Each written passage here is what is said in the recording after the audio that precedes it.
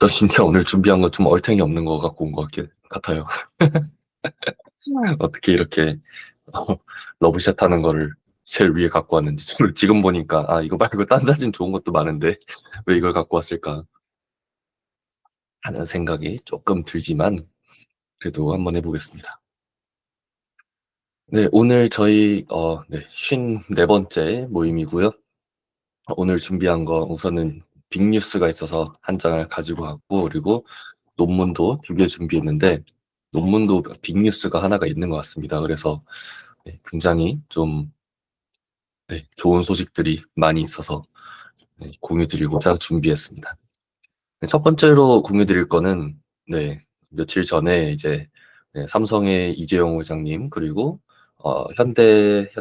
현대그룹의 이제 정유선 회장님, 그리고 엔비디아의 젠슨 황 대표님, 이렇게 셋이서 깐부치킨에서 같이 이렇게 치킨하고 맥주 드시면서 딜을 이렇게 맺으셨죠. 그래서 깐부 회동, 치킨 회동이라고도 하는 것 같은데, 이 회담이 끝나고 나서 이제 공개된 내용이 엔비디아가 이제 한국의 수많은 기업들의 이제 어, 총 GPU 26만 장을 2030년까지 공급하겠다라는 내용이 나왔습니다. 그래서 지금까지 뭔가 국가적으로 AI 개발을 할 때 뭔가 인재는 그래도 꽤 있고 하고 싶은 거는 많은데 GPU가 없어서 못한다라는 얘기가 많이 있었는데, 그게 이제 한국에 관행하게 됐다라는 그런 이제 얘기가 좀 됐고요.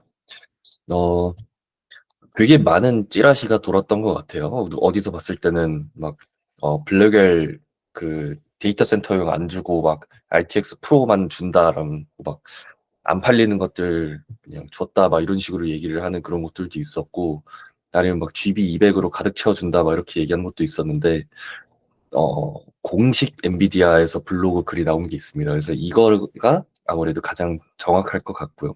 그래서 거기서 발췌한 것들 몇 개 가지고 왔습니다. 요거는 거기서 발췌한 게 아닌데, 그래서 여기 틀린 내용 있습니다. 이거 좀 수정을 좀 이따 할게요. 이거는 뉴스에서 가지고 온 건데, 그냥 쉽게 얘기하자면은, 한국의 전체 AI GPU 수량은 현재 6만 5천 개 정도가 되는데, 여기에 26만 개를 더해서 30만 개 이상으로 될 거라고 하고요. 그래서 한국은 세계적 수준의 AI 리더가를 토대를 마련하게 됐다라고 하는데, 이게 대충 미국하고 중국 다음으로 이제 저희가 될 수도 있다라고 이렇게 얘기를 하더라고요. 물론 지금 당장에 30만 개를 갖추게 된다면 그렇게 되는 거지만 2030년까지를 얘기를 해서 이렇게 되는 것 같습니다. 그때는 또 이제 잘 모르겠습니다. 어쨌든 한국에 공급하기로 한 GPU 26만 장 가운데 어, GB200은 확정이 안 됐고요. B200은 확정이 됐습니다. 그래서 블랙웰 아키텍처의 데이터 센터용 GPU를 주기로 했고, 그리고 RTX 6000 시리즈, 요거는 RTX 프로 6000을 얘기를 한 겁니다. 그래서 일부 혼합될 것으로 알려졌다라고 합니다. 그래서 이제 요 내용이 나왔을 때 사람들이 그렇게 얘기를 했어요. RTX 프로 6000은 1200만 원, 1400만 원 정도 하는 거고, B200 같은 경우는 노드 하나가 8억씩 하는 건데, 이거 그냥 싼 거 저가형 GPU 섞어서 파는 거 아니냐라는 얘기가 조금 처음에 나왔었습니다. 근데 이제 그거는 사실 좀 엔비디아 스택을 잘 알고 계신 분들은 이게 아니라는 거를 알고 계실 겁니다. 이렇게 된 데에 이제 배경은 이제 엔비디아 젠슨왕 CEO가 한국을 바라보는 시점에서 좀 이 결정이 나왔다고 볼 수 있는데, 우선 한국은 기술과 제조 분야에 선도적 입지를 갖추고 있다. 그러니까 제조업 국가다라고 이렇게 얘기를 하고, 그리고 한국의 물리적인 공장이 선박, 뭐 자동화, 자동차, 반도체, 전자제품 이런 걸로 되기 때문에 AI 팩토리를 만들면 좋을 것 같은데, 그러려면 피지컬 AI 쪽에 대한 연구를 많이 해야 되니까 옴니버스 시뮬레이터를 많이 쓰게 될 거다라는 것 때문에 RTX 프로 6000을 이제 제공했다라고 보시는 게 맞는 것 같습니다. 뭐 B200이나 GB200 당연히 이런 애들이 훨씬 더 좋은 GPU이긴 하지만, 얘네들은 사실 그래픽 렌더링 요소가 빠져 있는 친구들이에요. 그래서 여기다가 오픈GL이나 벌칸 같은 걸 돌리려고 하면은 안 돌아갑니다. 그래서 그러니까 엔비디아 입장에서는 그런 거예요. 이름은 GPU고 GPU 그래픽 프로세싱 유닛이긴 하지만 사실상 이게 이제 그냥 AI 하드웨어를 부르는 어떤 단어가 돼버린 지 오래됐고, 8억 정도 되는 그런 노드를 사가지고 그래픽 렌더링 정도를 하지는 않을 거다라고 생각해서 GB200이나 B200은 그래픽 렌더링 요소를 빼고 대신 AI로 꽉꽉 채워넣은 그런 이제 장비들이고, RTX 프로 6000 같은 경우는 옴니버스를 돌리기 위한 그런 플랫폼이라고 요즘 가장 추천되는 그런 플랫폼이에요. 그러다 보니까 네, 여기 블로그에서 캡처해가지고 온 건데, 삼성은 GPU 5만 개를 받아서 엔비디아 AI 팩토리를 이제 구축을 할 건데, 여기서 사용하는 것들이 이제 뭐 엔비디아 옴니버스 때문에 사실상 렌더링 요소 때문에 RTX 프로 6000을 몇 개를 받았다라고 보시면 될 것 같고, 그리고 뭐 니모트론이라던가 이런 것들은 이제 네, 그 B200 이런 거에서 그 LLM이라던가 학습 같은 거는 B200에서 돌리고, 나머지 뭐 렌더링이라던가 아이작 심이라던가 옴니버스 같은 것들은 프로 6000에서 돌린다라고 보시면 되겠습니다. 그래서 삼성은 이제 삼성의 네, 이제 뭐랄까, 피지컬 AI라던가 AI 팩토리 이런 것들을 만들 때 쓰는 걸로 5만 개를 받았고요. SK 같은 경우는 이제 자체적으로 사용하는 이제 반도체 연구 개발 생산을 고도화할 때 쓰기도 하겠지만, SK텔레콤 쪽에서도 이제 RTX 프로 6000을 받아가지고 이걸 가지고 국내 제조기업들이 옴니버스를 사용할 수 있게 해주는 것 같아요. 이제 RTX 프로 6000을 사실 뭐 중소기업이 아니면 뭐 제조기업이 받아도 이거를 위한 플랫폼을 구축을 해서 이걸 돌리는 게 어렵기 때문에 SK텔레콤이 이거를 데이터 센터로서 운영을 해줘가지고 인스턴스로서 제공을 하겠다라는 거라고 보시면 될 것 같습니다. 그래서 스타트업, 기업, 정부 기관을 대상으로 해서 디지털 트윈과 로보틱스 프로젝트 가속화를 위한 산업용 클라우드 인프라를 할 거다. 그러니까 인스턴스로서 제공을 한다. 짝 AWS처럼 된다라고 보시면 되겠습니다. 그 현대차, 예, 현대자동차 그룹, 여기는 이제 모빌리티, 스마트 팩토리, 온디바이스 반도체 전반에 걸쳐서 AI 역량을 공동 개발한다라고 하고요. AI 모델 훈련과 배포를 위해서 5만 개 블랙엘 GPU를 받는다. 국가 피지컬 AI 클러스터 구축을 또 한다라고 하니까, 여기도 역시 B200과 RTX 프로 6000을 같이 받을 겁니다. 네이버도 이제 받고요. 네이버는 6만 장을 받는데요. 숫자가 제일 많은 이유는 이제 네, 소버린 AI 이쪽에 이제 학습 쪽을 지금 현재 하려고 하는 플랜이 있기 때문에 그렇게 받은 것 같습니다. 그래서 RTX 프로 6000과 블랙을 GPU B200을 총 6만 개를 받는다라고 이렇게 될 겁니다. 그래서 뭐 조선, 보안 등의 산업 특화 AI 모델을 개발을 하고 대한민국 국민 모두를 위한 포용적 AI 구현을 한다라고 합니다. 그리고 여기에 포함이 안 된 게 지금 숫자를 세보면은 삼성 5만 개, SK 5만 개, 현대 5만 개, 네이버 클라우드 6만 개 하면은 총 26만 장이라고 하는데 지금 5만 장이 비어요. 5만 장은 어디 갔냐? 공공에 간다라고 지금 알려져 있습니다. 네, 그렇게 해서 이 깐부 회담의 결과가 그렇게 되는 것 같고요. 네, 그래서 그냥 이걸 보면서 이제 조금 이제 국가적으로 피지컬 AI를 위한 그런 것들을 하려고 하는구나. 그 해외에서는 우리나라를 제조업 국가 그리고 제조업 플러스 AI로 보려고 하는구나라는 게 첫 번째가 될 것 같고, 두 번째로는 엔비디아 옴니버스를 쓰는 곳이 굉장히 많아질 것 같다가 될 것 같고요. 지금까지 먼저 쓰시던 분들은 사실상 기술을 익힐 수 있는 좀 좋은 기회가 됐을 거라고 봅니다. 그래서 조금 남들보다 좀 더 선두에 설 수 있을 것 같고, 네, 그리고 옴니버스가 한국 안에서 굉장히 많이 쓰이게 될 거다라고 생각을 하시면 될 것 같습니다.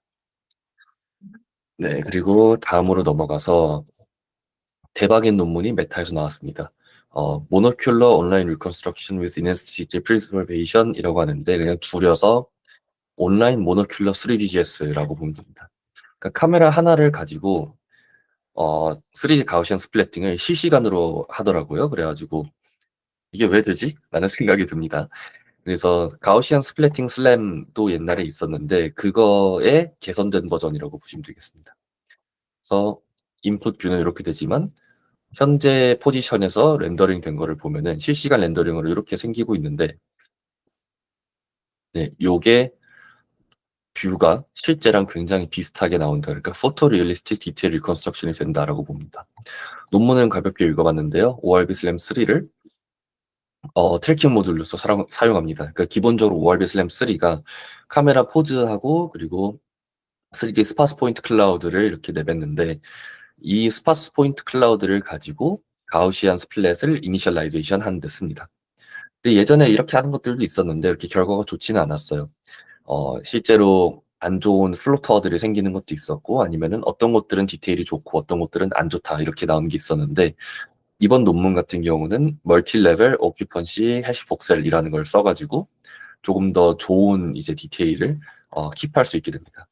그래서 이 멀티 레벨이 뭐냐면은 카메라의 스케일을 이용을 하는 거예요. 그래서 어떤 물체를 가까이서 보면은 스케일이 굉장히 이렇게 좀 좋게 보이겠고 멀리서 본다면 스케일이 낮게 보일 텐데 그 거리 값에 대해서 스케일을 얻어가지고 스케일 값을 가지고 나서 이 복셀에다가 스플랫 정보를 저장을 할 때 어떤 디테일에다가 가지고 저장을 할 거냐를 정하는 거죠. 그래서 레벨 0에 저장이 되면은 멀리 있는 거, 그리고 레벨 1에 있는 거 좀 더 가까이 있는 거, 레벨 2에 있으면 좀 더 가까이 있는 거 이런 식으로 해갖고 가까이서 봤을 때 디테일이 잘 사는 거랑 멀리 있었을 때 더 많은 것들이 보일 때 디테일을 살리는 것도 다르기 때문에 그걸로 이렇게 레벨을 나눠서 멀티 레벨 복셀로 나눠놨고요. 그거를 쿼리하는 방법과 업데이트하는 방법을 따로 만들었습니다.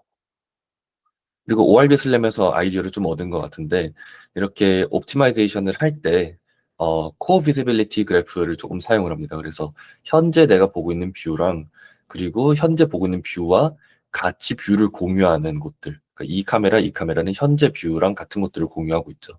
그래서 여기 있는 것들을 조금 더 옵티마이제이션에 넣어주고 그리고 멀리서 있었던 것들은 이제 코어 비지빌리티 쪽은 이제 확실히 뷰 쪽을 이렇게 포토리얼리스틱한 그런 걸로 넣어주는 거고 에러와 디스턴스 이쪽은 이제 다른 그런 것들 이제 글로벌 KF에서 가지고 와서 넣어주는 겁니다. 그래서 이 방식을 택했더니 굉장히 결과가 좋아졌다라고 하는데 결과가 상당합니다. 예를 들어서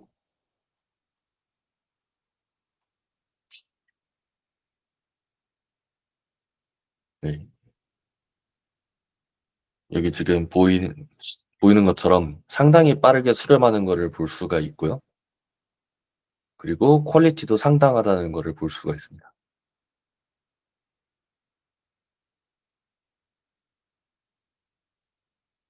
그래서 옛날의 방식들하고 비교를 하자면은 처음 나왔었던 가우시언 스플래팅 슬램 그게 이제 모노 GS고요. 하이 슬램 2라는 것도 있었는데 지금 레퍼런스랑 비교해 보면은 어떤 게 사실 비디오고 어떤 게 가우시언 스플랫인지 구분이 안 갈 정도로 좋은 퀄리티를 보여주는 거를 볼 수 있고요. 사실 모노 GS 가우시언 스플래팅 슬램도 처음에 굉장히 인기를 많이 끌었지만 퀄리티가 굉장히 안 좋죠. 그리고 하이 슬램 2도 잘 보면은 뭔가 블러가 있는 게 네, 이게 좀 뭐랄까 이거 가우시안 스플래팅 돌린 거구나라는 게 티가 나는데, 여기 지금, 네, 이 온라인 모노큘러 3DGS 같은 경우는 한번 스캐닝이 잘 된 곳들은 굉장히 좋은, 정말 포토리얼리스트한 퀄리티를 유지를 하는 것을 볼 수가 있고, 네, 그리고 ORB 슬램을 백엔드로 가지고 있기 때문에 루프 클로저가 생겼을 때도 잘 얼라인 되는 것 같습니다. 모노GS 같은 경우는 이렇게 좀 어려운 텍스처가 있는 곳에서는 막 플러터가 생기는 걸 볼 수 있고요.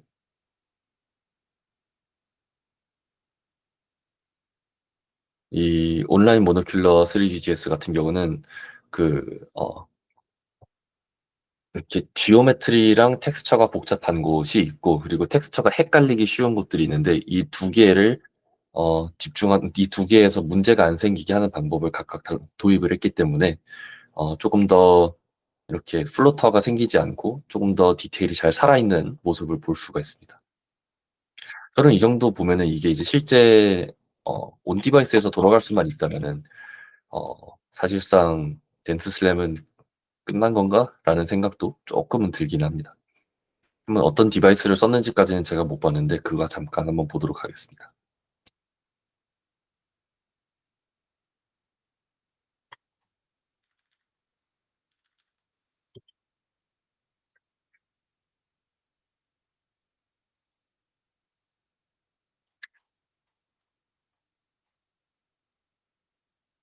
데이터셋, 어, 스피드 퍼포먼스는 RTX 4090을 썼다고 하고요. 그래서 4090에서는 10 FPS로, 스몰 스케일씬에서는 10 FPS로 돈다고 하고, 좀 큰 씬들, 아리아 같은 거에서는 5 FPS로 돈다고 하네요.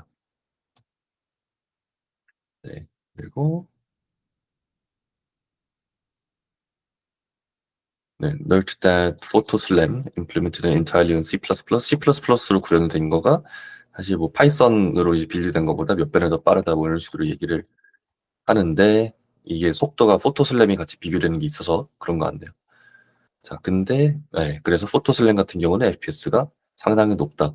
그래서 이거는 이제 C++로 구현했기 때문에 더 빠른 것 같다라고도 얘기를 하는데, 그럴 거면 자기들도 C++로 구현을 하지 여기서 이렇게 변명을 하고 있을 거는 뭘까라는 생각이 좀 들긴 합니다. 근데 그럼에도 불구하고 정확도가 굉장히 좋은 편인 것 같습니다.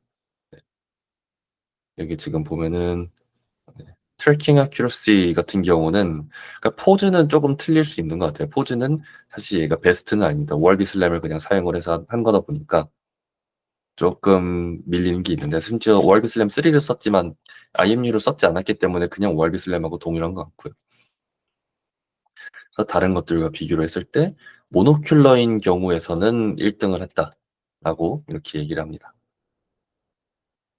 네, 그리고 포즈 리파인먼트까지 들어간 경우에서는 이제 본인들이 1등을 했다라고 얘기를 합니다. 네, 그래서 제가 준비한 거는 여기서 끝난 게 아니고요. 네, 하나가 더 있었네요. 네. 네, 두 번째로 보여드릴 거는, 이게 왜 일로 밀렸지? 뭔가 버그가 난 것 같은데. 네, GitHub도 버그가 가끔 나는군요. 두 번째로 소개드릴 거는 액티브 스플랫이라는 거고요. 액티브 스플랫은 이제 액티브 맵핑하고 가우시안 스플래팅이 섞여 있는 겁니다. 그래서 이거는 영상을 보는 게 좀 이해가 잘 될 것 같습니다. 이거에 처음으로 돌아가야 되는데, 자, 처음에 이렇게 맵을 한 바퀴 삥 돌았습니다. 근데 이제 비어 있는 곳들이 있죠. 그래서 이거는 이제 어, 빈 곳이 없게 쏙쏙쏙 모든 곳들이 매핑이 잘 되도록 에이전트가 직접 찾아가서 매핑을 하는 그런 시스템입니다. 그래서 이거는 이 에이전트가 어떻게 동작을 하냐라고 하면은, 우리가 알고 있는 그런 막 RL 에이전트가 아니라 단순히 그냥 지오메트릭 패스 플래닝을 하는 거예요. 그래서 처음에 한 바퀴 삥 돌았을 때, 한 바퀴 삥 돌았을 때 보이는 벽들을 기준으로 이렇게 보로노이 그래프라는 거를 만듭니다. 이 보로노이 그래프라는 거는 요즘에 이제 토폴로지컬 슬램을 할 때 많이 사용되는 기법인데요. 그러니까 패스 플래닝 할 때도 이제 빈 공간을 좀 표현할 수 있는 그런 방식으로 많이 사용합니다. 어떻게 보면은 이렇게 벽들이 이렇게 있으면 벽들하고 가장 떨어져 있는 공간을 이렇게 센터로 삼아가지고 노드로서 만드는 건데, 그렇게 하다 보면은 웨이포인트가 좀 생겨나게 돼요. 그래서 이런 이제 어, 웨이포인트들마다 이제 찾아가면서 거기서 빙글빙글 돌면서 새 공간을 이렇게 업데이트를 하고, 여기서 새로 생겨내는 보로노이 그래프 노드가 있으면 더 추가를 하고, 그런 식으로 해서 모든 노드를 다 돌아다니면서 어, 네, 공간을 다 이렇게 채워가는 식이 되는 것 같습니다. 근데 여기서 보로노이 그래프가 매번 옵서베이션을 하고 맵을 업데이트 할 때마다 보로노이 업데이트를 새로 이렇게 업데이트를 해줘서 정- 최종적으로는 모든 공간이 꽉 차고 하이 피델리티 매핑이 될 때까지 계속 찾아간다는 그런 목적을 가진 그런 논문입니다. 네, 그래서 이 논문을 보시면은 뭐 액티브 매핑을 좋아하시는 분들은 이걸 보셔도 좋을 것 같고, 가우시안 스플래팅을 좋아하시는 분들은 보셔도 좋을 것 같고, 토폴로지컬 슬램 쪽을 보고 싶어 하시는 분들도 보르노이 그래프라는 요즘 많이 쓰이는 이런 테크닉이 있으니까 이거를 같이 이해하는 목적으로 보셔도 좋을 것 같습니다. 네, 제가 준비한 부분은 여기까지고요. 네, 한번 질문 있으시면은 한번 받아보도록 하겠습니다.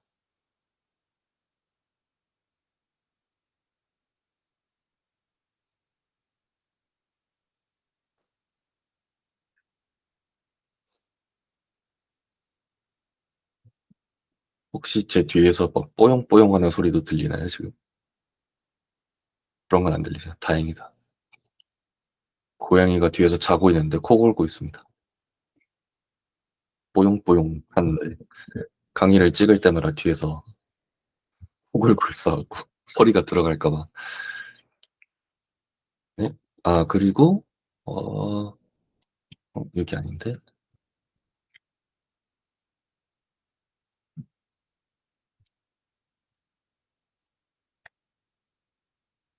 혹시나 처음 오셔서 질문을 하고 싶으신 분은 여기에 음, 하고 남겨주시면 됩니다.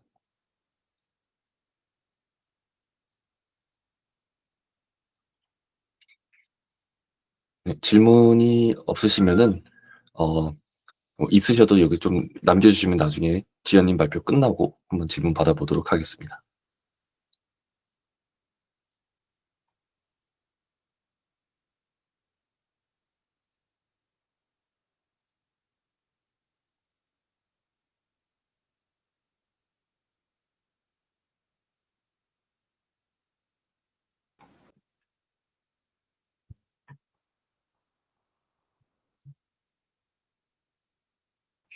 네, 그러면 발표 시작하겠습니다.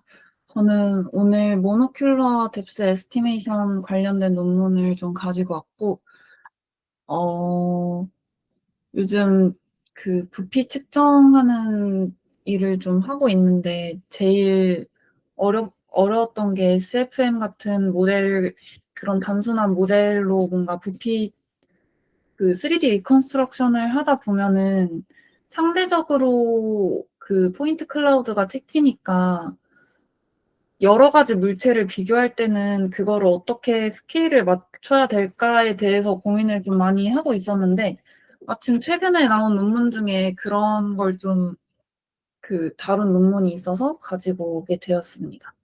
그래서 온라인 3R이라는 논문, 올해 나온 논문인데 이 논문은 단일 카메라 영상에서 일관된 뎁스를 얻기가 어렵다. 그러니까 요즘에 최근에 많이 쓰는 게 뎁스 애니띵이랑 뭐 뎁스 프로 이런 걸 많이 쓰는데 한 장의 이미지에서는 꽤나 정확한 그 뎁스를 예측을 하지만 영상에서는 프레임마다 그 뎁스의 스케일이 달라져서 뭔가 만약에 1번 프레임에서는 사람이 2m로 추정이 돼서 나왔는데 다음 프레임에서는 3m 이렇게 같은 물체여도 다른 값으로 나오게 돼버려서 그 뎁스가 출렁거리고 일관성이 없어서 영상으로 이렇게 연결해서 봤을 때는 이제 이상하게 추정이 되는 문제들이 있다고 합니다. 특히나 동적 영상 같은 기법이, 그러니까 동적 영상인 경우에는 기존 기법들이 더 취약해서 그런 거를 해결하고자 한 논문이고요. 한 장의 이미지로는 어떤 절대적인 거리를 알 수가 없고, 모델은 상대적인 뎁스 형태만 맞추기 때문에 각 프레임마다 깊이의 어떤 스케일이 달라지게 되고, 두 프레임이 모두 사람이고 거리도 거의 동일한데, 뎁스 모델은 절대적인 단위 정보를 모르기 때문에 각 프레임을 독립적으로 해석을 하게 되고, 그 결과로 어떤 그 뎁스 값의 스케일 자체가 바뀌게 되는 문제가 계속 발생을 하게 되고 실제로는 변화가 없는데 깊이가 늘었다 줄었다 이렇게 보이게 되니까 뭔가 그 플리커링이라고 하는 그 뎁스가 출렁거리고 흔들거리는 느낌이 발생을 하게 된다고 합니다.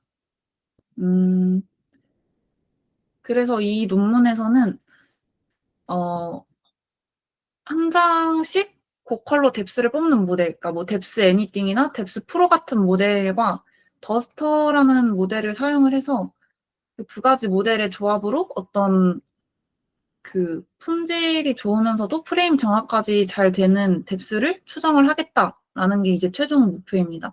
이 두 가지 조합을 사용하는 이유는 여기서는 말 그대로 디테일은 좋지만 스케일, 프레임 간 스케일이 그 불일치하는 문제가 있고 버스터 같은 경우에는 프레임 간의 어떤 얼라이먼트는 잘하지만 뎁스 품질 자체는 좀 낮고 스태틱 심 기반으로 진행이 되기 때문에 이 두 개의 장점만 뽑아서 뭔가 복원을 잘 해보겠다라고 얘기를 하고 있습니다. 그래서 단계별로 어떻게 되냐면 어떤 영상을 이제 집어넣게 되면 각 영상에서 프레임에 대해서 다 그 모노큘러 뎁스 모델 그 에스티메이션 하는 모델로 뎁스를 먼저 예측을 하게 됩니다.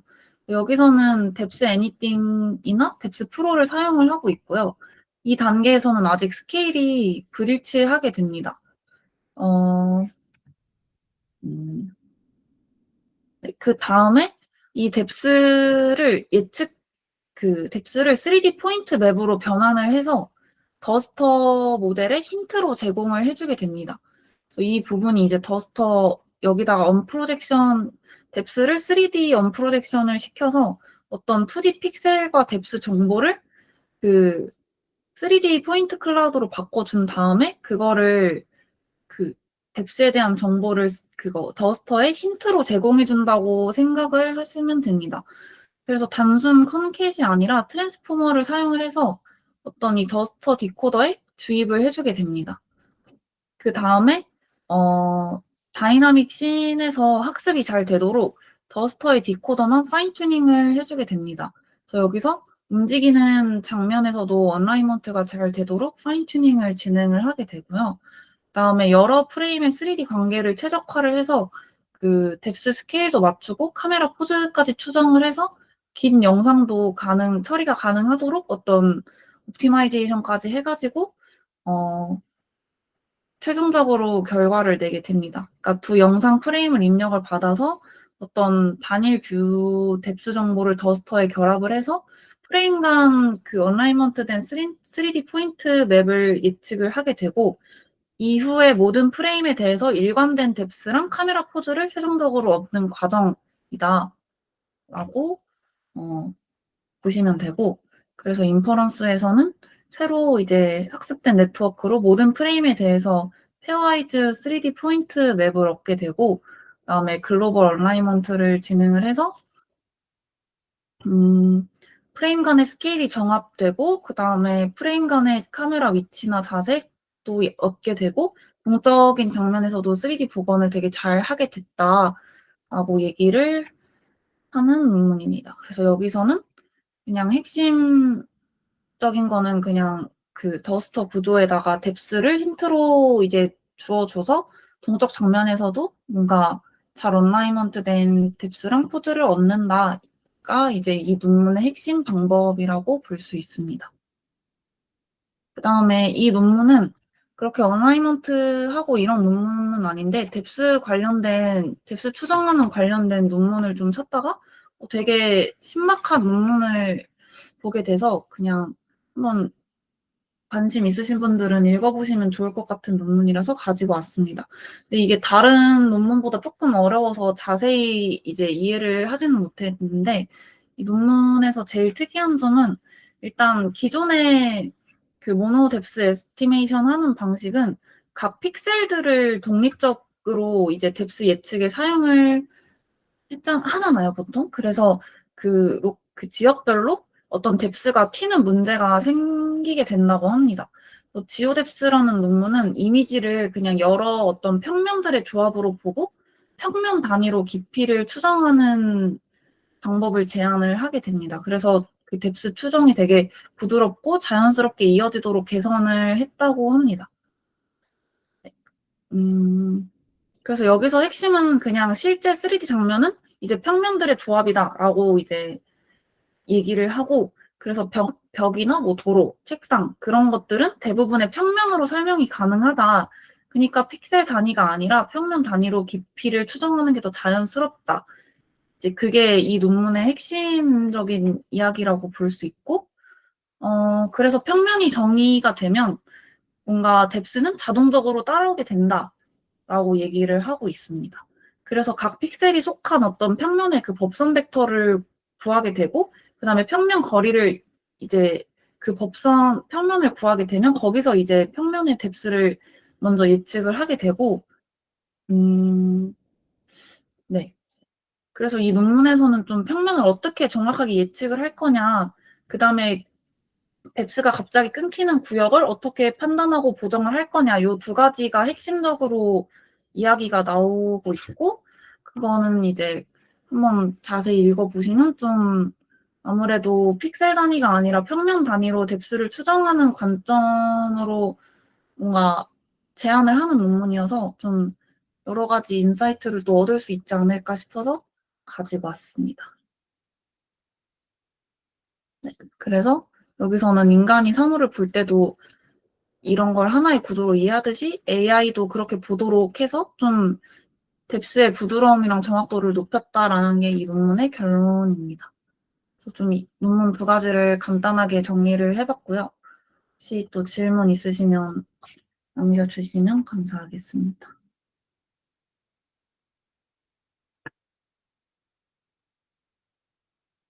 네, 없으시면 발표를 마치겠습니다.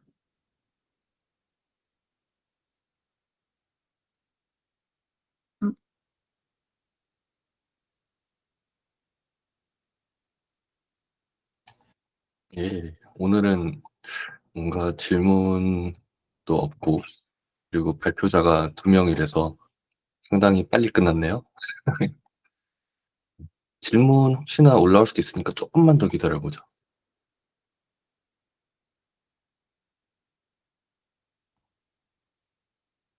보통 이제 현우님이나 아니면은 선배님, 아니면 채영님 이렇게 같이 얘기하면서 뭔가 질문거리가 쏙쏙 올라오는데 오늘은 다들 야근 처리시다 보니까 이제 Q4 너무 많아요. 이제 Q4 끝나기 전에 4분기 끝나기 전에 해나가는 게 많다 보니 다들 야근의 타이밍이 좀 오는 것 같습니다. 저도 아마 다음 주는 가능할 것 같은데 그 다음 주에 가능할지 한번 봐야 될 것 같아요. 해외 출장이 한번 있어가지고 그때 제가 안 되면 사실 호스트를 다른 분이 한번 해주셔도 좋기는 한데 그렇게 되면은 녹화랑 이게 어떻게 되는지 모르겠어서 이게 쉽지 않네요. 우선은 방법을 한번 알아보겠습니다. 네, 일단 질문이 더 없으신 것 같으니까 오늘은 여기서 마치도록 하겠습니다. 네, 지연님 고생 많으셨습니다. 감사합니다. 수고하셨습니다.